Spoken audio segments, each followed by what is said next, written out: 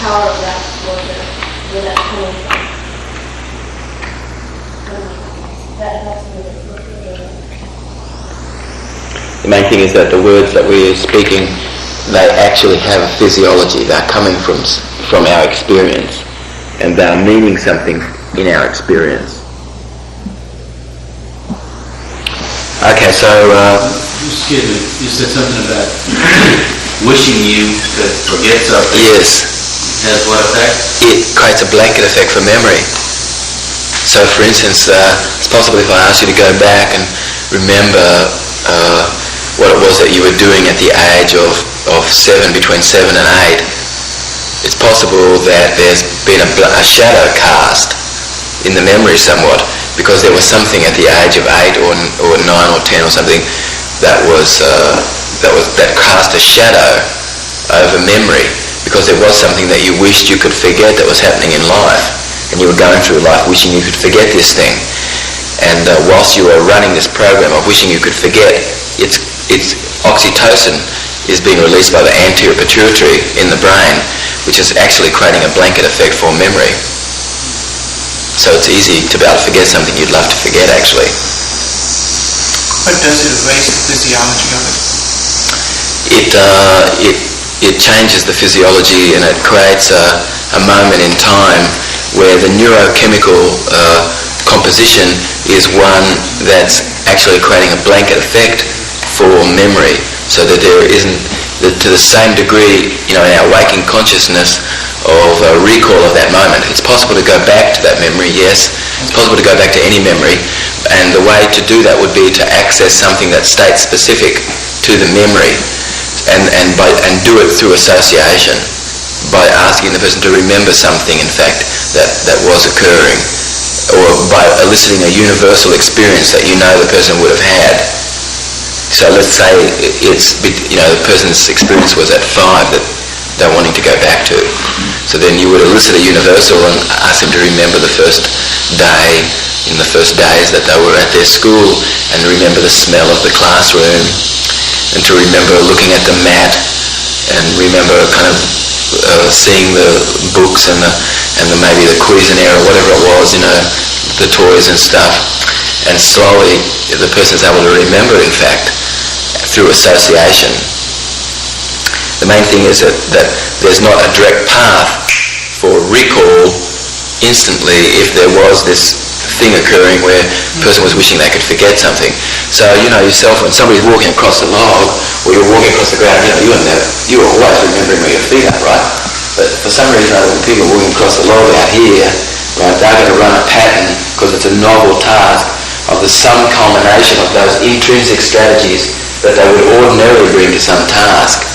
And so we're watching what's occurring, how this person's participating in the task.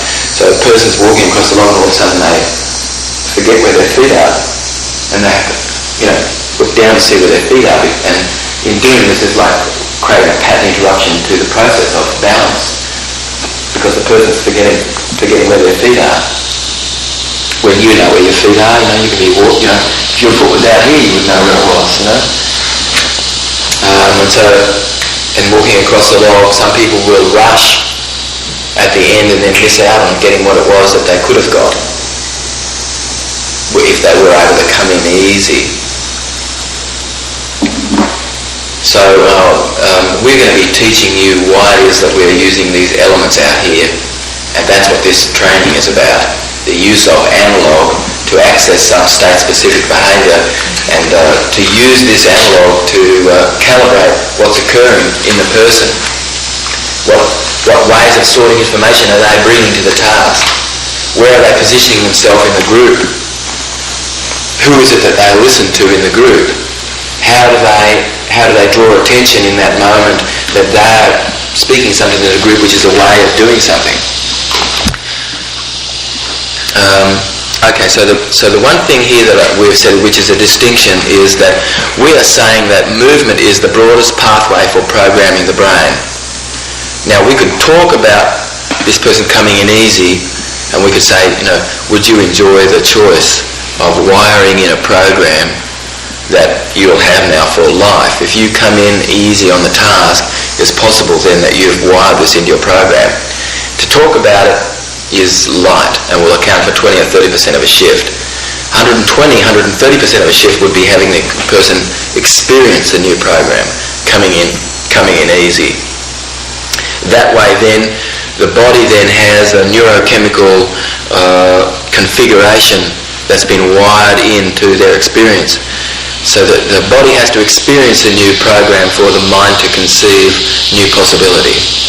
The body has to experience the new program before the mind can conceive of that new possibility.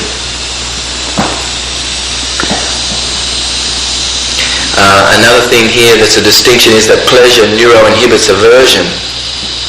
That you are understanding this, and that aversion neuroinhibits pleasure. Is everybody understanding that?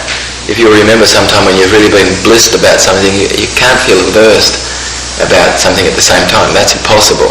Or vice versa, feeling really upset about something and really feeling happy about it at the same time. That's impossible, because one state neuroinhibits the other.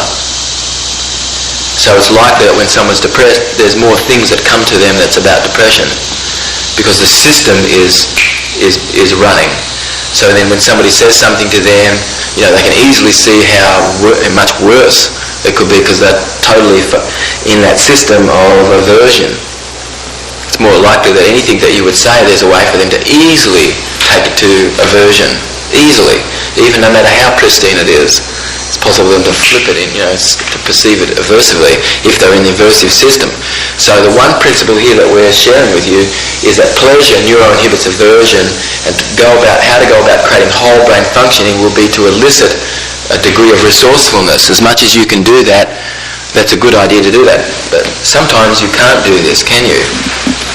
And so that you are only able to do what it is that you can do. It's possible that someone can become so skillful that you do have the ability to be able to impact, and so that you're becoming quite flexible in your way of being able to do that yourself, actually. So if you're in an aversive state and you keep going there, but a lot of you really wants to go to be positive, you can do that by just doing things, accessing the more pleasure. Yes, actually, yes, just what you did with your body language. Yeah. You put this stuff over here that was aversive, and then you said, and what about when we go through to pleasure, your body movements, and analog was moving things, more shifting it actually to the left hemisphere, which is involved in pleasure. So then you think back to some moment where you really excelled. You think back to some moment where you accomplished something, and actually you think about what you have accomplished. And you think about what you are thinking about accomplishing yourself in your life. And so it's all about, or you welcome this thing. This is what a sage would say to you. Somebody comes to me and they say, I've had frightening thoughts, horrific thoughts in my brain, and you can see it's really disturbed the person. Then I would say to this person to welcome this into your heart. Because the word welcome has a physiology, and now no longer am I moving away from something which creates a possibility of danger.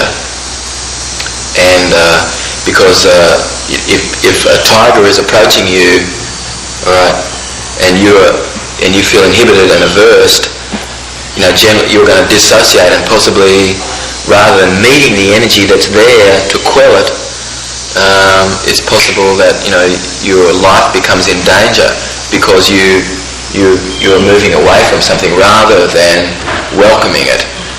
When you're welcoming it, it's using the vestibular system to move towards something, and when you're moving towards something, generally it's to do with you being associated. So you welcome this thing into your heart. The word welcome has a physiology. It changes whatever it was that was there.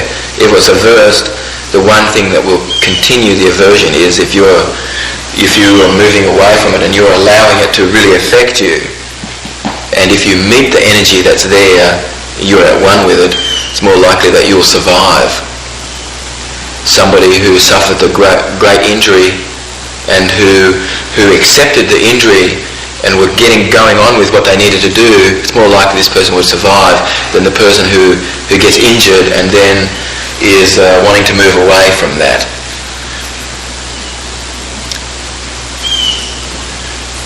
When people begin to study this for the first time, I wonder if they have the same feeling that I have, that there's a tendency to put down the aversion part of the right brain. But in that nature gave us that little circuit and everything, we have to know that there's an inherent good in the whole thing. And I guess maybe the tendency is not to see that good in the aversion. But isn't it the aversion that saves us, that gives us that instinct to run if there's an explosion? We naturally want to save our life. Yes, because actually the aversion and inhibition. Now, if the person is averse and inhibited, then the person's only going to be relying on about a third of their brain. If the person is averse and they're acting, in other words, they're associated, then the person is going to have more use of the whole of their brain. If the person is averse and inhibited, then the way that their coping strategy, then this is possibly not a survival strategy. Possibly it came from a time when we would freeze and maybe blend into the woodwork, actually, from a time gone by. Anyway, the main thing is that this word welcome, that I welcome this into my heart, it changes whatever it was that was there, because the word welcome is something that's positive, actually.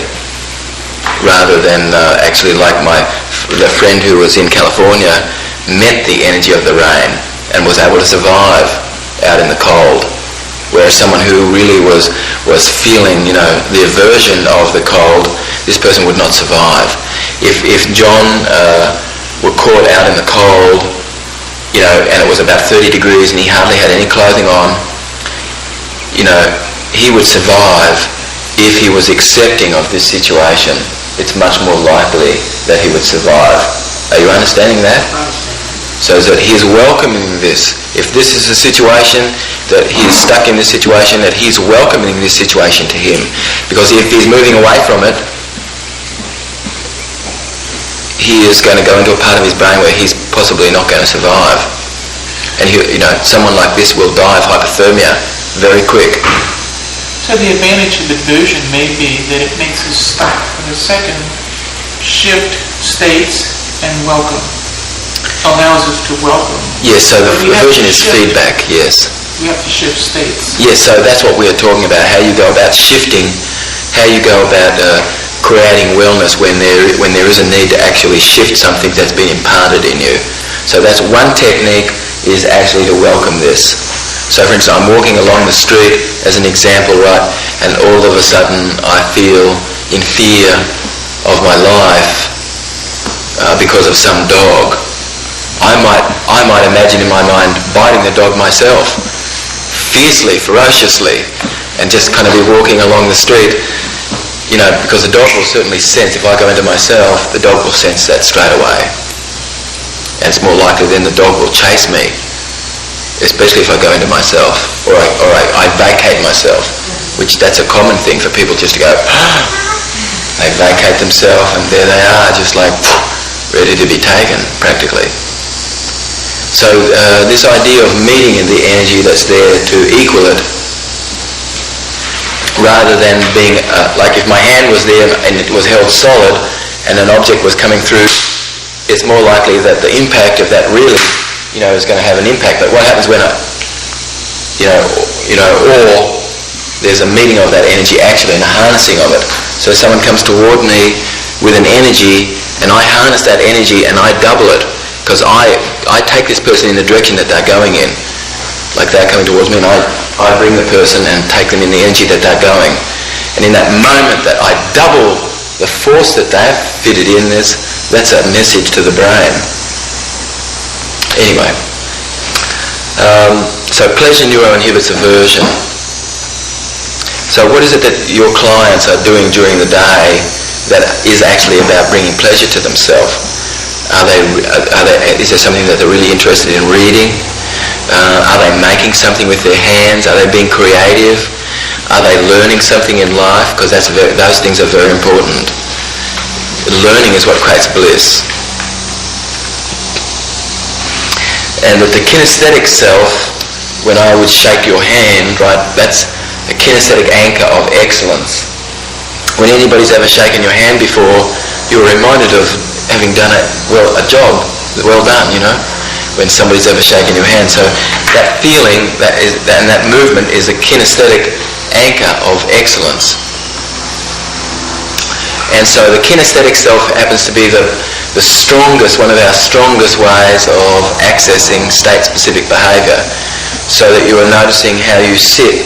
We're going to be doing full body calibration today, and that you're noticing the shape of your body. And somebody said yesterday, well, how are you all of a sudden able to shift into feeling, then hearing, and then seeing? And I'm sharing with you how you do this. You'll notice that whenever I'm using the senses in a sequence, most often I'm putting kinesthetic, auditory, and visual, because all of our geniuses, our prophets, all processed information this way. And this leads directly to whole brain functioning. This is a distinction that's whole brain functioning. The distinction that's neuro-linguistic programming is visual, auditory, kinesthetic. And in whole brain functioning, this is the reverse. We are teaching people feeling, auditory, and then seeing. And this is very ancient. This understanding is very ancient. And this understanding gives us the use of all of our brain, because you can imagine a child's face is slapped and then the parents said something to the child. Just in that moment that this child is taken into their feelings this way, the information is shunted to the right hemisphere like a siphon. And the left hemisphere doesn't have the information later on in life. Because that feeling that the child was left went turned on this hemisphere and neuroinhibited this hemisphere, so that then this hemisphere has the information later on in life and this hemisphere doesn't. This hemisphere has the ability to put into language things, and this hemisphere doesn't have the same degree of language ability like that. So how you're feeling when you hear something has a lot to do with the way that you hear it, how you're feeling. And so we're asking people to feel, then hear, and then see, but have a preference for how you're feeling. So when I arrive at work, I'm sensing how I feel, and I'm deciding to feel resourceful, and I'm checking out how my heart feels, how my hands feel, how I'm sitting, how I'm walking. All of these is to do with the kinesthetic self, the sound of my voice, and then things that I would think that it's to do with how I feel. So I'm always having a preference for how I feel, long before I have a preference for what I say or what I see. Has everybody got that? Bruce? Does it make sense? Patrick? In Sanskrit, the people said body, mind, and spirit. The body was the kinesthetic self, the mind was the auditory self, and the spirit was that sense of light that we are communicating on this level now. That what I'm sharing with you is involving light. It's not involving any weight. I'm not sure why one seems to function and the other one. Okay, because if you don't have a preference for feeling, it's possible that you're only using less than a third of your brain to process. And when you have access to your feelings, when you have a preference for exiting into your feeling, it's more likely that you have whole brain functioning.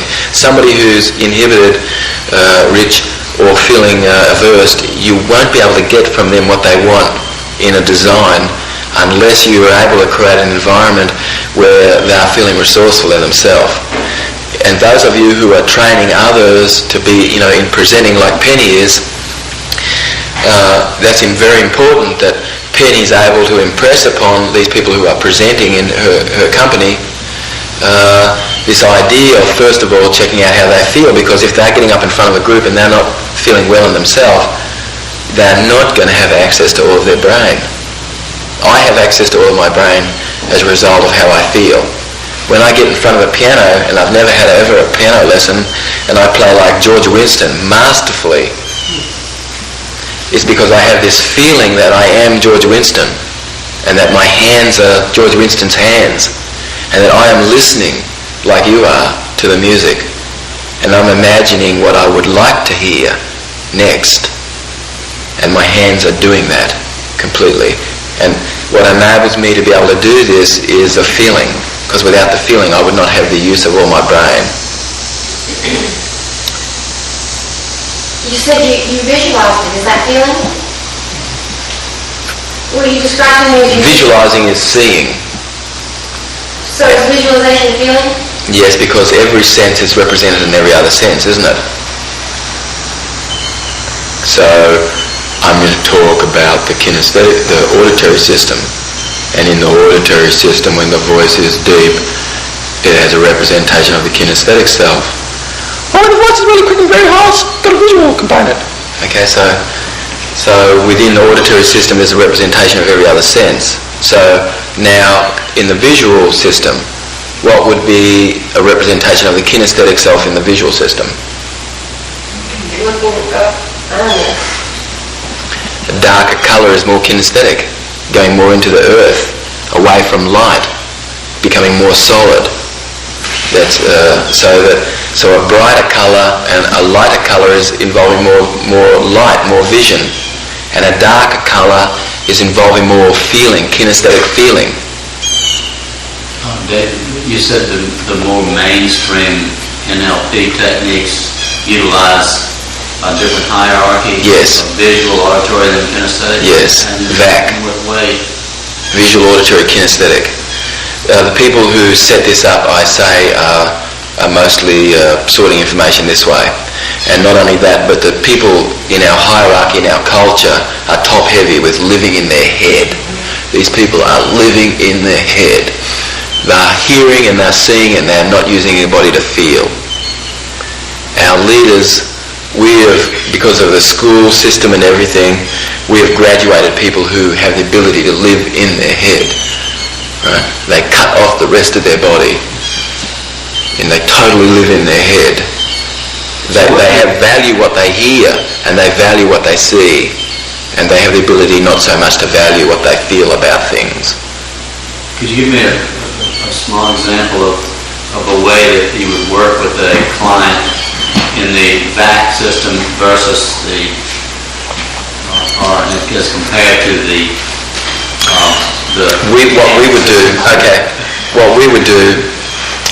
in whole brain functioning, what we would do is focus on accessing whole brain functioning for the person, because that's why they're going through life and why they've come to you. They've come to you because they want this autonomy in themselves, and they want a levelness and feeling of equilibrium. And the one thing we're saying is if somebody's coming to you, and they're kind of walking around like this, or they're kind of being asked to stretch for something, they're kind of stretching like this, something, no matter what you would say in neurolinguistic programming, it's not going to help.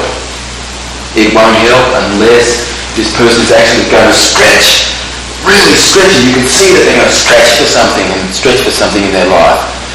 And it's no use shaping all of this other stuff, that the stuff, really the shape is what you see here happening. How's the person using their voice? How's the person feeling when they interact with others? What are they doing with their body? Because these are the things that are tangible, that you can shape this. But you can't shape an Oedipus complex. You can't even see that. And that we've grown up in a world really which is wanting to shape things which are abstract, and there really isn't a way of getting a handle on that. The things that you can get a handle on is those things that you can see. This is called analog sculpting. This is sculpting the person's kinesthetic self to access state-specific behaviour. And it's pressing upon the person the importance of how they're feeling, what they're doing in their body. And it's completely a focus on movement. So for instance, somebody comes to me and they say, well, every time I go to this meeting I really feel intimidated. This person intimidates the hell out of me, and I don't even have the use of my brain. And so then what I do is go directly to what is occurring in the person's brain, not something else. Not, how is this person, what does this person say to you, or nothing like that. I go directly to this person's experience. what is the representation that you have inside your head of this person? Point to where this person is. I'm involving the kinesthetic self, and the person says, oh, this person's here. And by what the person's doing with their arm, I know the height of the person, and I know how close the person is to them. And what I sense about the person who's feeling intimidated is this person's much larger than I am in my brain. This person that's intimidating me is huge. I'm seeing them in my brain here. And when I see them in my brain here, and I ask the person, how much room do you have in your head to think about things yourself? And the person says, I don't have any room. This other person's taking up all the space in my head. And that's the truth, neurologically, physiologically. So that then when I say, is this person someone who you care about? And they say, yes. And I say, well, what would happen? Would you enjoy having this person very close to you and shrink them now and put them in your hand? Like a term of endearment.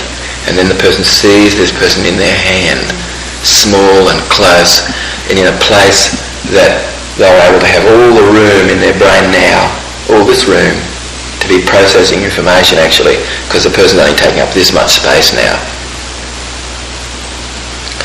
And this is the understanding and the use of the vestibular system, which is a distinction, which is whole brain functioning distinction as well. It's the understanding of the use of the vestibular system. And this understanding doesn't exist from the founders of neurolinguistic programming at the moment. Doesn't exist where? It doesn't exist from the founders of neurolinguistic programming. It exists in whole brain functioning. And there has been some writings about this in VAC. This is the NLP journal. But for the most part, this is something that we are developing and that we've developed. So it'll be important that you are able to read that paper on the vestibular system in your practitioner's manual, because you will be right up there. You will be in front in your understanding of the use of this sense, because the vestibular system is a sense. So, there's a distinction that the vestibular system is integrating the sensory motor complex, and that the vestibular system is what drives the other systems. So, if you could imagine that now all the senses were going to come in and be connected to this microphone, that the microphone would have the ability to be acting like a switch, and that the vestibular system is like this, because the vestibular system is the first sense to form on Earth. It's the first sense to form completely, in our development. It forms before the kinesthetic system does. The vestibular system is fully developed, in the ectoderm stage, which is the stage of the nerves and tissues and skin. The ectoderm stage. And so the vestibular system is connecting all of the nerves, the fascia, and connective tissue together. And the vestibular system is regulating the tonus in my body. It's what omits one sense if it's loading the system.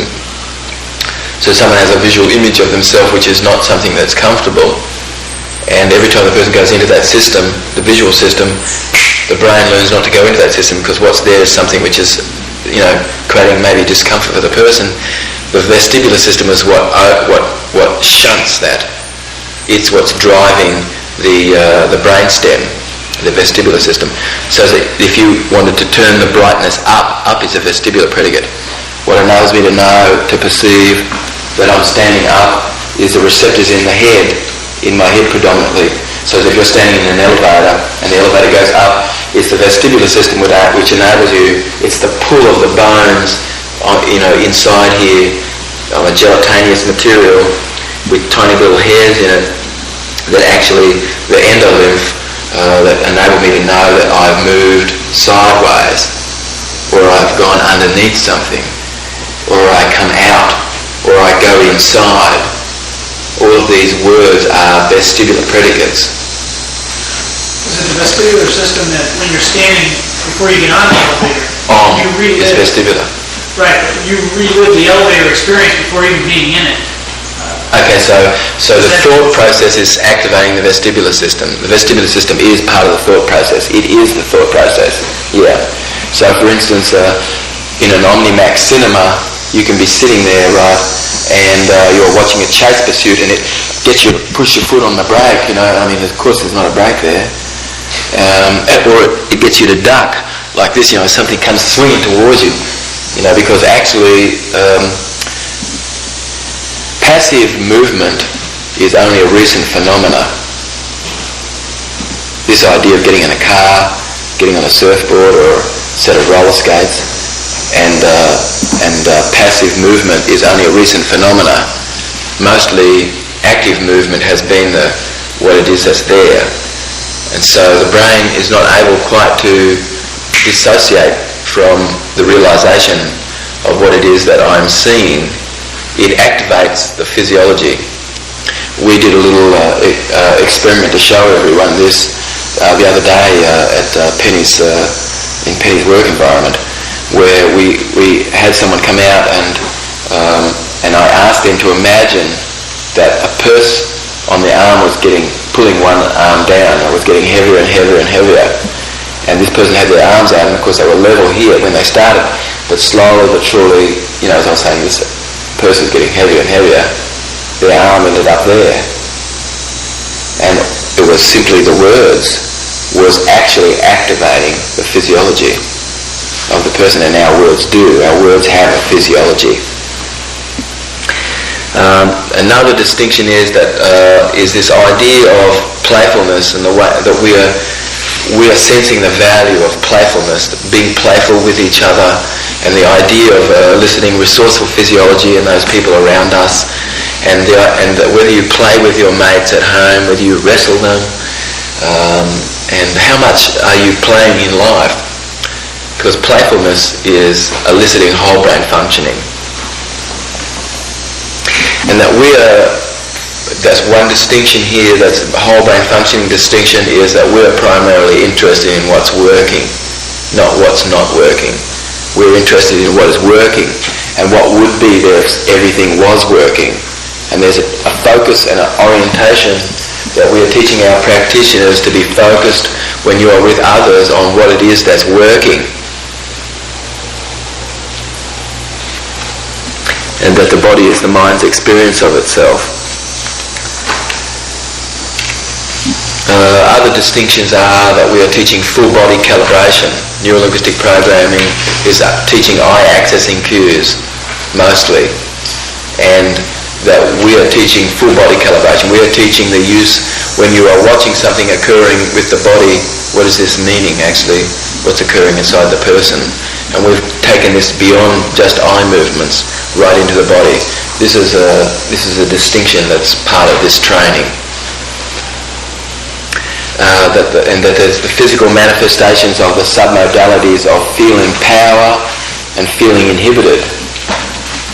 That those muscle groups that raise you against the Earth's gravitational field, right, these are the muscles that you are wired to when you are feeling powerful in your body. So it's your quadriceps that extend the leg here. It's the back muscles here which bring you out like this.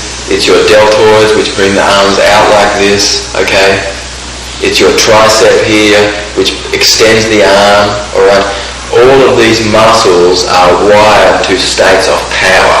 When you're feeling powerful, the way that you're able to feel power in your body actually is that finely tuned, you've actually concentrated a little on, you're drawing your energy from these muscles.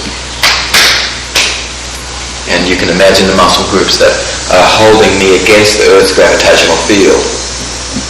Whereas the muscles which contract, all right, these are the muscle groups which are involved in inhibited states. So it's this muscle here which shortens the leg. So you'll notice that people in hospitals who have let go, you know, you'll notice that they're kind of walking around like this, you know. And this person is really quite inhibited about feeling quite inhibited about their situation.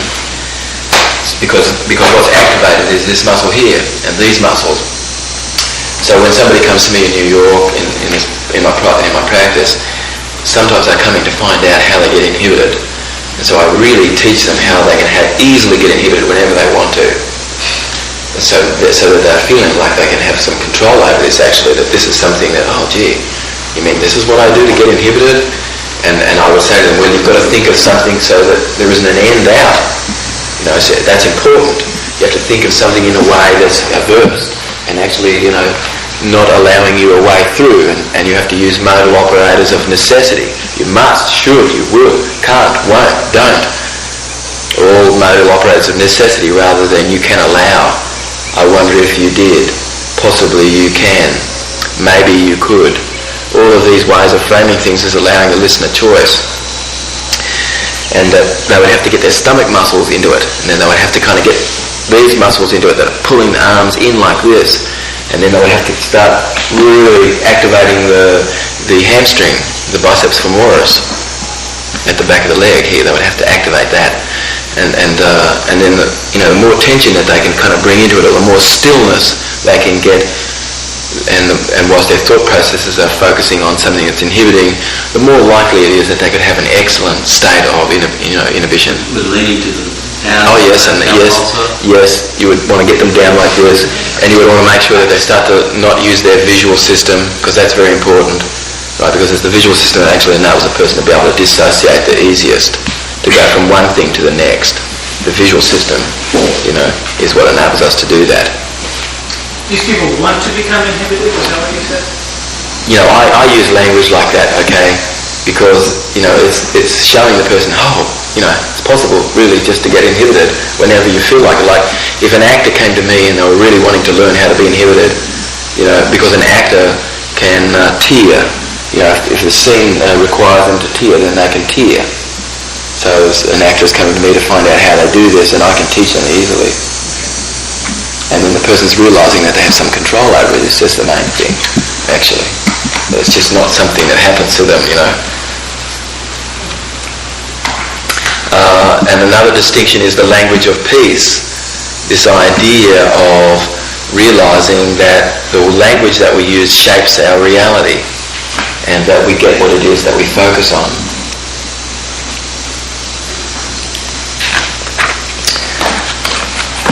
Okay, let's take a 5-minute break, and then we're going outside to do a group initiative. He came to a training, and he had what they call pin-toed skin. Do you know what this is? Pin-toed skin? He had like places on his skin where kind of everything was sort of burning up a bit. And by the end of the training, like after about 3 days, his skin had cleared up completely, and he was really amazed. Anyway, so ever since then, he's called me up on the phone. Every now and then he calls me up and to say hello. And anyway, this day Mike called me up, and he said that there's a famous woman that I want you to meet, and I think that you should give her a call. And I said, what would it be that if I was to give her a call? And I said, I don't think that I could solicit like that. And then I said to Mike that I thought that there was another way. And I said to Mike that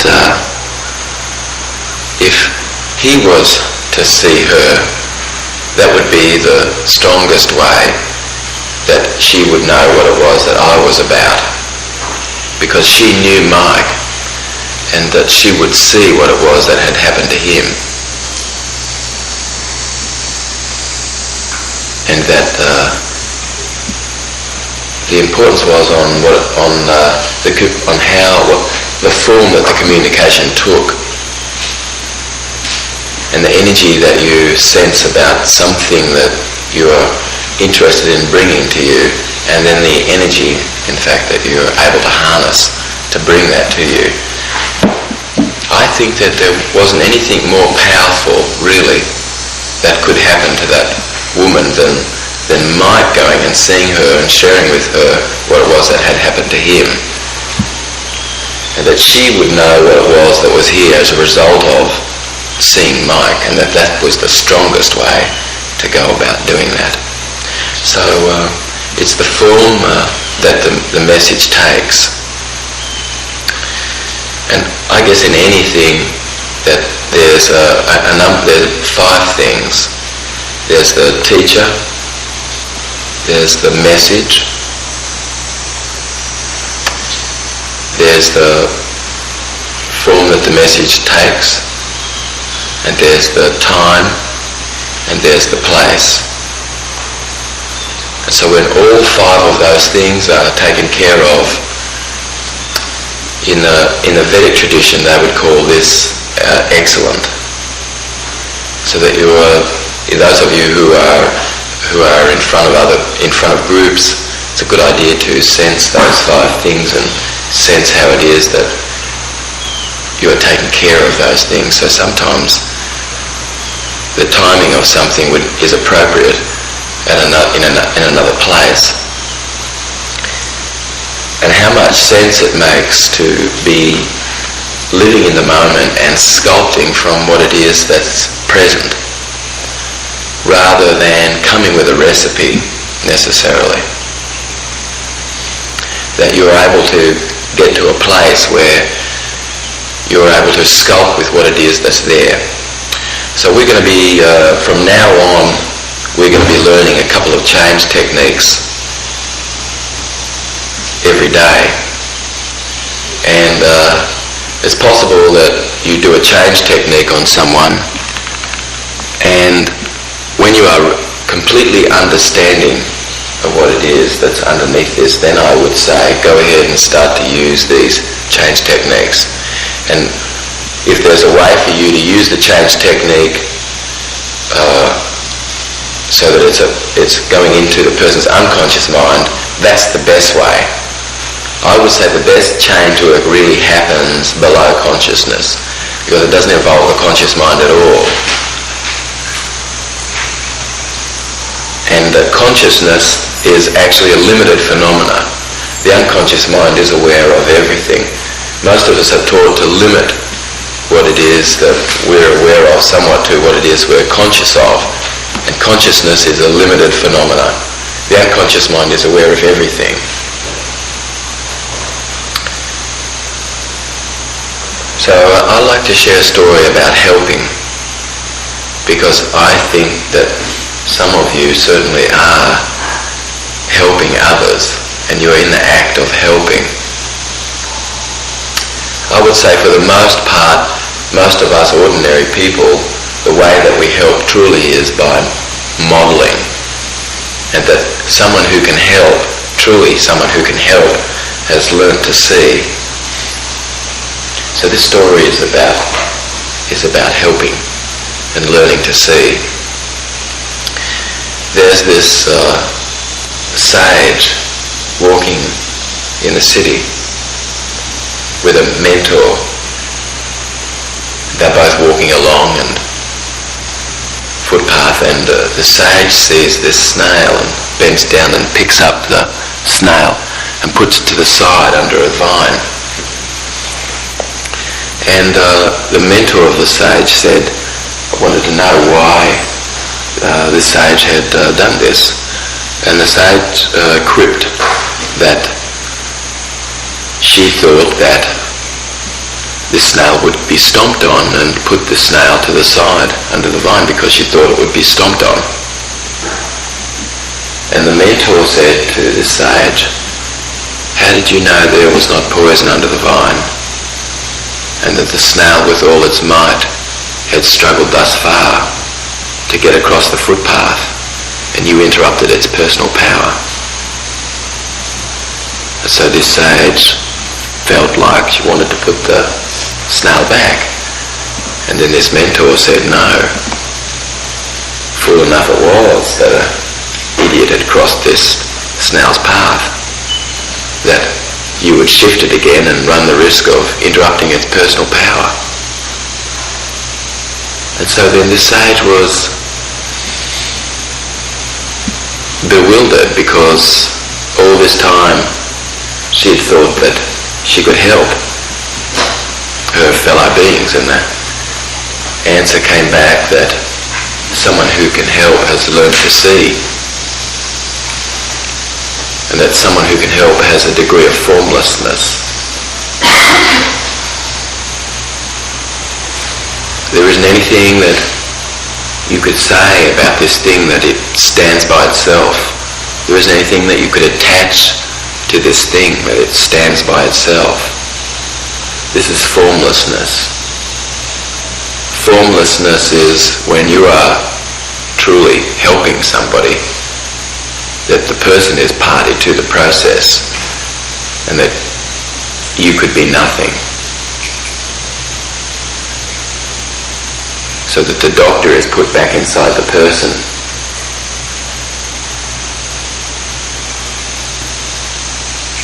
So real power is when there's formlessness there. There isn't any form, but formlessness. There isn't anything that you could attach to this thing, that it stands by itself. Real power is like when you get a parking ticket.